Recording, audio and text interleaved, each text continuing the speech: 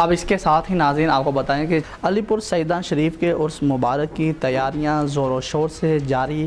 عرس پاک کی صدارت سجادہ نشین پیر سید نور حسین شاہ فرمائیں گے۔ پیر علی پور سیدان شریف کے عرس مبارک کی تیاریاں زور و شور سے جاری ہیں۔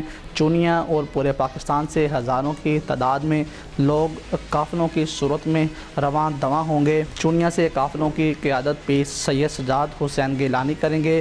عرس پاک کی صدارت سجادہ نشین پیر سید نور حسین شاہ فرمائیں گے۔ عرس پاک میں نماز مغرب کے بعد رات 10 بجے تک دربار شریف پر چادر پوشی کا سلسلہ جاری رہے گا۔ اس کے بعد آخری نشست محفل نعت خوانی کی سجے گی کہ جس میں ملک پاکستان کے نامور نعت خواں تشریف لائیں گے اور اپنی آواز کے نذرانوں میں کلام پیش کریں گے۔